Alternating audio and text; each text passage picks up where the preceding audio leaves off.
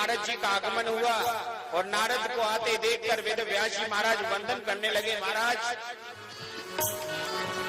आप बड़े आए, महाराज एक बात बताओ, मैंने जगत के कल्याण के लिए इतने इतने साधन बनाए, परंतु जगत का मानव इन साधनों पर चलना ही नहीं चाहता। नारद जी महाराज ने कहा, महाराज क्षमा करना, आपने जो साधन जगत मात्र के लिए बनाया है वो साधन बड़ा ही गूढ़ है, उसको समझने के लिए बहुत ज्ञान चाहिए और बहुत समय चाहिए। मानव के पास में इतना समय है कहाँ कि तुम्हारे उस गूढ़ रहस्य को समझ सके। मैं तो ये कहता हूँ जगत कल्याण के लिए आप कोई सर्वोत्तम एक सरल ग्रंथ बनाओ जिसको कलिकाल का मानव पढ़े और उसके मन में शांति हो। कहा महाराज वृद्ध अवस्था आ गई, अब बस की बात नहीं है, और ये वास्तविक सही बात है। महाराज 4 वेद बनाए वेद व्यास जी महाराज ने, उन वेदों की भाषा आप समझ पाएंगे? कदापि नहीं। और यदि पढ़ भी लिया उस वेद की भाषा को तो उल्टा सीधा पढ़ेंगे, उसका अर्थ भी उल्टा सीधा ही लगाएंगे। 6 शास्त्र 17 पुराण, 18वां पुराण के भाव में श्रीमद् भागवत कथा को बाद में लिखा।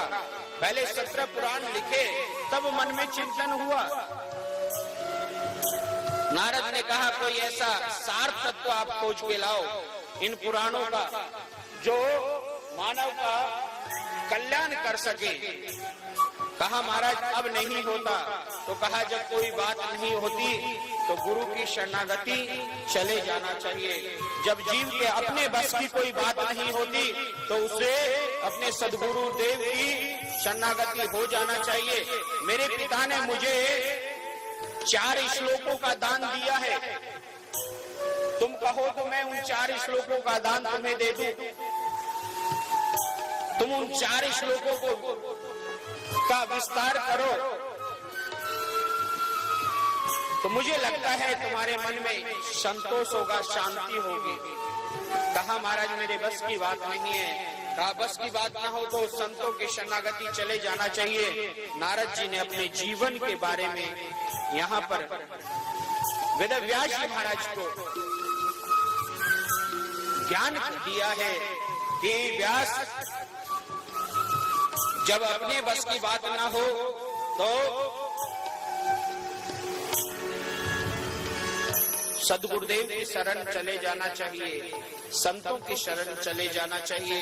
व्यास जी आज मैं जो आपके सामने नारद खड़ा हूं ना, मैं पूर्व जन्म में एक दासी का पुत्र था।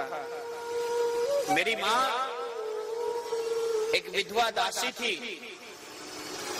और ब्राह्मणों के घर में झाड़ू पोछा का काम करती थी। मेरे जन्म से पूर्व ही मेरे पिता की मृत्यु हो गई। मेरी माँ मुझे गोद में लेकर संतों के आश्रम पर गई। एक संत के आश्रम पर गई, जाकर निवेदन किया मैं विधवा हूँ, दासी हूँ, अगर आपके घर में कोई काम मिल जाए, आपके आश्रम पर कोई काम मिल जाए तो मैं थोड़ी सेवा कर दिया करूंगी, इसके बदले में आप मुझे 2 वक्त का भोजन दे देना। ब्राह्मण ने कहा ठीक है बिटिया, आप अंदर चली जाओ, जो आपको लगे वो सेवा कर लो और यही प्रसाद का पान किया करो। मेरी माँ एक पंडित जी के यहाँ पर मंदिर में सेवा का काम ले लिया। उन्हीं पंडित जी के यहाँ नित्य 4 बजे से हरिनाम संकीर्तन होता था। मैं धीरे धीरे बड़ा हुआ। एक रोज मुझे पता चला ब्राह्मण के यहाँ पर कुछ संत चतुर्मास के लिए आ रहे हैं। पंडित जी ने मुझे बुलाया और कहा बेटा कल यहाँ पर संतों का आगमन होगा और वो संत 4 महीने यही चतुर्मास करेंगे और बेटा तुम्हें उन संतों की सेवा करना है। संतों का आगमन हुआ। उन्हीं संतों में एक दिव्य संत थे जिनको देखकर मन में ये भाव होता था, हो ना हो इनसे मेरा कोई न कोई रिश्ता अवश्य है। मैंने जाकर उनके चरणों में दंडवत प्रणाम किया। उन्हीं संत ने मेरे शीश पर हाथ फेरा और कहा, बेटा क्या नाम है? मैं मौन रहा तो उन संत ने कहा, ठीक है जो भी तुम्हारा नाम है, परंतु हम तुम्हें आज से एक नाम देते हैं, तुम्हारा नाम रामदास रखते हैं। अब वो संत को कोई भी कार्य होता है तो वो संत मुझे ही आवाज लगाते, व्यास जी कहते, बेटा रामदास यहाँ आओ, जल लेकर आओ। मैं संत के पास जाता सुबह से शाम तक उनकी सेवा करता। व्यास जी वो संत इतने निर्मल मन के थे कि उनकी प्रसाद की थाली आती तो वो मुझसे पूछते, बेटा रामदास तुमने सुबह से कुछ पाया क्या? नहीं पाया तो प्रसाद का पान कर लो। दोपहर में वही संत सत्संग कराते थे और सत्संग में वो बताते कि ये संसार सब झूठा है, संसार में कोई नहीं है, अगर कोई है तो वो ईश्वर है। तो मैंने तभी जाना कि संसार सब स्वप्न है। मोह निशा जग सोह निहारा, देखो सपने अनेक प्रकार। ये संसार केवल मात्र स्वप्न है, यहाँ कोई किसी का नहीं है।